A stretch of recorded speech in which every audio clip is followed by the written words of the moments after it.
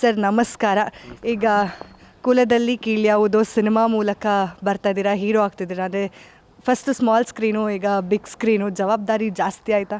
ಜಾಸ್ತಿ ಆಗಿದೆ ಮೇಡಮ್, ಜಾಸ್ತಿ ಆಗಿದೆ. ಮುಂಚೆ ಹೆಂಗೋ ಇದ್ಬಿಟ್ಟಿದೆ, ಈಗ ಸ್ವಲ್ಪ ಜಾಸ್ತಿ ಆಗಿದೆ. ಹೋಗೋರು ಬರೋರೆಲ್ಲ ಕೇಳಿದಾಗ ನಿಮ್ಮ ಸಿನಿಮಾ ಯಾವಾಗ ರಿಲೀಸು, ಟೈಟ್ಲ್ ಚೆನ್ನಾಗಿದೆ, ನಿಮಗೆ ಬ್ಯಾಕ್ಗ್ರೌಂಡು ಒಂದು ಸ್ವಲ್ಪ ಭಟ್ರು ಸರ್ ಇದ್ದಾರೆ, ನಿಮ್ಗೆ ರಾಮನಾರಾಯಣ್ ಸರ್ ಸಿಕ್ಕಿವ್ರೆ, ಅಷ್ಟು ಸಿನಿಮಾ ಮಾಡಿದವರು. ಇನ್ನು ಚೆನ್ನಾಗಿ ಪ್ರಮೋಷನ್ ಆಗ್ತಿರೋದ್ರಿಂದ ಒಳ್ಳೆ ಪ್ರೊಡ್ಯೂಸರ್ ಸಿಕ್ಕಿವ್ರೆ, ನಮ್ಮ ಸಂತೋಷ್ ಸರ್ ಬ್ರದರು. ಎಲ್ಲ ಒಳ್ಳೆ ಟೀಮ್ ಆಗಿದೆಯಪ್ಪ, ಏನಪ್ಪ ಯಾವಾಗ ರಿಲೀಸು, ಚೆನ್ನಾಗಿ ಹೊರಗಡೆ ಪ್ರಮೋಷನ್ ಆಗ್ತಿದೆ ಅಂತಾರಲ್ಲ, ಅದೇ ನಮಗೆ ರಿಸಲ್ಟ್. ಅವ್ರು ಕೇಳ್ದಂಗೆಲ್ಲ ಭಯ ಸ್ಟಾರ್ಟ್ ಆಗ್ತಿರುತ್ತೆ. ಅವ್ರು ಹಿಂಗೆ ಕೇಳ್ತಾರಲ್ಲ, ಈ ಮಟ್ಟಕ್ಕೆ ಪ್ರಮೋಷನ್ ಆಗಿದೆಯಲ್ಲ, ನಾವು ಹೆಂಗೆ ಕೊಡ್ಬೇಕು ಸಿನಿಮಾ, ಏನು ಕತೆ ಅಂತ.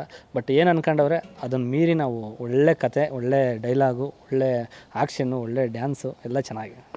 ಅಲ್ಲ, ಎಂಟ್ರಿ ಅಂತಂದರೆ ಯೂಶ್ವಲಾಗಿ ತುಂಬ ಹೀರೋಗಳು ಕೇಳ್ಕೊಳ್ಳೋದು ನಮ್ಗೆ ಕಮರ್ಷಿಯಲ್ ಸಿನಿಮಾ ಬೇಕು, ಕಮರ್ಷಿಯಲ್ ಹಿಟ್ ಕೊಡಬೇಕು ಅಂತ. ನಿಮಗೆ ಲಕ್ಕಿಲಿ ಆ ಕಮರ್ಷಿಯಲ್ ಸಿನಿಮಾ ಸಿಕ್ಕಿದೆ, ಆ್ಯಕ್ಷನ್ ಇದೆ, ಲವ್ ಇದೆ, ಪ್ರತಿಯೊಂದು ಅಂದರೆ ಫ್ಯಾಮಿಲಿ ಓರಿಯೆಂಟೆಡ್, ಜಾತಿ ಮತ ಪ್ರತಿಯೊಂದು ಕಂಪ್ಲೀಟ್ ಪ್ಯಾಕೇಜ್ ಇರುವಂತಹ ಸಿನಿಮಾ ಇದು. ಹೇಗೆ ನಿಮಗೆ ಇದು ಸಿನಿಮಾ ಈ ಥರ ಮಾಡ್ತಿದ್ದೀವಿ ಅಂದಾಗ ನೀವು ಏನು ತಲೆಯಲ್ಲಿ ಓಡ್ತಾ ಇತ್ತು ನಿಮಗೆ?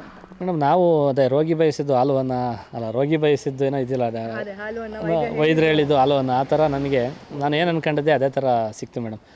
ಒಂದು ಕಮರ್ಷಿಯಲ್ ಹೀರೋಗೆ ಆಚೆ ಬರಬೇಕು ಅಂದ್ಕೊಂಡೆ. ಒಂದು ಕೆಲವೆಲ್ಲ ಸಿನಿಮಾಗಳು ಮಾಡಿದೆ, ಕೆಲವು ಫುಲ್ಲು ಕಾಮಿಡಿಯಾಗಿ ಮಾಡಿದೆ, ಫುಲ್ಲು ವರ್ಕ್ ಆಗಲಿಲ್ಲ. ಇನ್ನೊಂದೇನೋ ಮಾಡಿದೆ, ಅದು ವರ್ಕ್ ಆಗಿಲ್ಲ. ಬಟ್ ಇದರಲ್ಲಿ ಕಾಮಿಡಿ ವಿತ್ ಆ್ಯಕ್ಷನ್ನು, ಇದು ಎಲ್ಲ ಪ್ರತಿಯೊಂದು ಮಿಕ್ಸು. ಲವ್ ಸ್ಟೋರಿ, ನನಗೆ ಈ ಥರ ಲವ್ ಸ್ಟೋರಿ ನನಗೆ ಎಲ್ಲೂ ಸಿಕ್ಕಿರಲಿಲ್ಲ. ಒಳ್ಳೆ ಮುದ್ದಾಗಿ ಒಂದು ಕ್ಯೂಟ್ ಆಗಿರೋ ಲವ್ ಸ್ಟೋರಿ ಇದೆ. ಮೌನ ಗುಡ್ಡ ಮನೆಯವ್ರದ್ದು ನಂದು ಲವ್ ಸ್ಟೋರಿ ನೋಡಿದರೆ ನಿಜವಾಗ್ಲೂ ಸ್ಕ್ರೀನಲ್ಲಿ ವಿಸಿಲ್ ಬರ್ತಾರೆ, ಅಷ್ಟು ಚೆನ್ನಾಗಿದೆ. ಸರ್, ಈಗ ದೊಡ್ಡ ದೊಡ್ಡ ಸ್ಟಾರ್ ನಟಗಳಿಗೆ ಆ್ಯಕ್ಷನ್ ಕಟ್ ಹೇಳಿರೋದು ರವಿನಾರಾಯಣ್ ಅವರು, ಇವಾಗ ರಾಮ್ ನಾರಾಯಣ್ ಸರ್ ಅವರು. ಈಗ ನಿಮಗೆ ಆ್ಯಕ್ಷನ್ ಕಟ್ ಹೇಳ್ತಾ ಇದ್ದಾರೆ, ಅದು ಎಷ್ಟು ಖುಷಿ ಆಗ್ತಾ ಇದೆ ನಿಮಗೆ ಅಂತ? ಮೇಡಮ್, ಅವರು ಇನ್ನೂ 10 ಸಿನಿಮಾ ಮಾಡಿ ಎಲ್ಲ ದೊಡ್ಡ ದೊಡ್ಡವ್ರಿಗೆ ಆ್ಯಕ್ಷನ್ ಕಟ್ ಹೇಳಿ ಇನ್ನೂ 600, ಈಗಲೇ 600 ಸಾಂಗ್ ಬರೆದಿದ್ದಾರೆ, ಒಂದು 50 ಸಿನಿಮಾ ಡೈಲಾಗ್ ರೈಟಿಂಗ್ ಆಗಿದೆ. ಅವ್ರು ಇನ್ನು ಏನೇ ಬರೆದು ಏನೇ ದೊಡ್ಡ ಮಟ್ಟಕ್ಕೆ ಇದು ಮಾಡಿದ್ರು ಕೂಡ ಅವ್ರು ಅದೇ ಥರ ಇರ್ತಾರೆ ಮೇಡಮ್. ಅದೊಂದು ನಿಜವಲ್ಲೂ ಅವರು, ನಾನು ಹೇಳ್ತಾ ಇರ್ತೀನಿ, ಸರ್ ಇಷ್ಟೆಲ್ಲ ಇದ್ದರೂ ನೀವು ಸೈಲೆಂಟಾಗಿರ್ತೀರಲ್ಲ ಸರ್ ಅಂತ. ಇಲ್ಲ ಗುರುವೆ, ಯಾವುದನ್ನು ತೋರಿಸ್ಕೋಬಾರ್ದು ಅಂತ.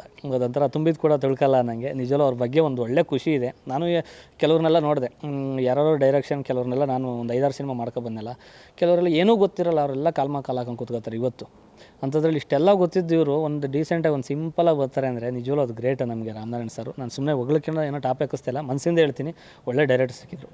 ಅದರಲ್ಲೂ ಕಮರ್ಷಿಯಲ್ ಡೈರೆಕ್ಟರು, ಇವಾಗ ನೀವು ಕಮರ್ಷಿಯಲ್ ಹೀರೋ. ಈ ಯೋಗರಾಜ್ ಸರ್ದು ಒಂಥರ ಜಾನರ್ ಬರುತ್ತೆ, ಅವ್ರದ್ದು ಒಂಥರ ಲವ್ ಸ್ಟೋರಿ, ಅವ್ರದ್ದು ಒಂಥರ ತುಂಟಾಟ, ತರಲಾಟ ಎಲ್ಲ ಇರುತ್ತೆ. ಅದ್ರ ಜೊತೆ ಇವ್ರದ್ದು ಕಮರ್ಷಿಯಲ್, ಎರಡೂ ಮಿಕ್ಸಿಲಿ ಹಾಕಿ ರುಬ್ಬಿ ಔಟ್ಪುಟ್ ಏನು ಬರುತ್ತೋ ಅದು ಮಡೆನೂರು ಮನೋನೆ. ಈಗ ಭಟ್ರಿದ್ದಾರೆ ಅಂದರೂ ಅಲ್ಲೊಂದು ಸ್ವಲ್ಪ ಫನ್ ಇರುತ್ತೆ ಸರ್. ಅವರ ಪಂಚಿಂಗ್ ಡೈಲಾಗ್ಸ್ ಆಗಿರ್ಬೋದು, ಅಥವಾ ಅವರ ಕತೆ ಒಂಥರ ತುಂಬ ಡಿಫ್ರೆಂಟಾಗೇ ಇರುತ್ತೆ. ಅದು ಜನ ಆಲ್ರೆಡಿ ಆ ಕತೆಗಳನ್ನು ಈಗಾಗಲೇ ಈ ಥರನೂ ಮಾಡ್ಬೋದಾ ಅನ್ನೋ ರೀತಿಯಲ್ಲಿ ಕೊಟ್ಟಿದ್ದಾರೆ. ಈಗ ನಿಮ್ದೊಂಥರ ಫುಲ್ ಪ್ಯಾಕ್ಡು, ಅಂದರೆ ನಾವು ಪೋಸ್ಟರ್ ನೋಡ್ತಿದ್ವಿ, ಹನುಮಾನ್ ಎಲ್ಲ ಇದ್ದಾರೆ, ಹಾಗೆ ನಿಮ್ಮ ಕತ್ತ ಮೇಲೆ ಕೂಡ ಅದು ಹನುಮಾನ್ ಗದೆ ಇದೆ, ಕೈಯಲ್ಲೂ ಗದೆ ಇದೆ. ಹೇಳಿ ನಿಮ್ಮ ಪಾತ್ರದ ಬಗ್ಗೆ ಹೇಳಿ.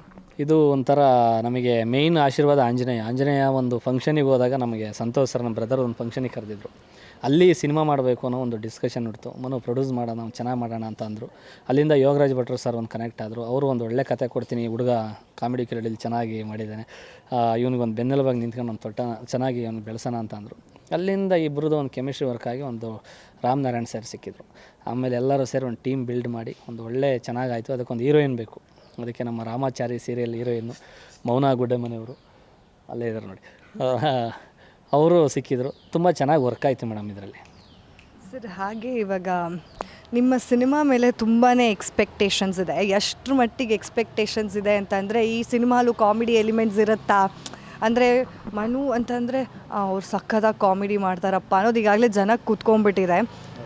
ಹೇಗೆ ನೀವು ಇವಾಗ ಪ್ರಮೋಷನ್ಸು ತುಂಬ ಅದ್ಭುತವಾಗಿ ಮಾಡ್ತಾ ಇರ್ತೀರಾ, ಯಾಕೆ ನಿಮ್ಮ ಸಿನಿಮಾ ಆಡಿಯನ್ಸಲ್ಲಿ ನಾವು ಪಬ್ಲಿಕ್ಕಿಗೆ ಹೋದರೆ ಮುಂಚೆ ಸರ್ ಕಾಮಿಡಿಲಿ ಚೆನ್ನಾಗಿ ಮಾಡಿದಿರಿ, ಮೊನ್ನೆ ಯಾವುದೋ ಸ್ಟೇಜಿಗೆ ಬಂದು ಚೆನ್ನಾಗಿ ಮಾಡಿದಿರಿ ಅಂತಂದರು. ಈಗೆಲ್ಲ ಸಿನಿಮಾ ಯಾವಾಗ ರಿಲೀಸಾ, ಯಾವುದು ಸರ್, ಸುಮ್ಮನೆ ನಾನು ಕೇಳೋದು ಡೌ ಮಾಡೋದು, ಯಾವುದು ಸರ್, ಯಾವುದೊಂದು ಕುಲದಲ್ಲಿ ಅವ್ರ ಬಾಯಲ್ಲಿ ಹೇಳಿ ಅಂತ.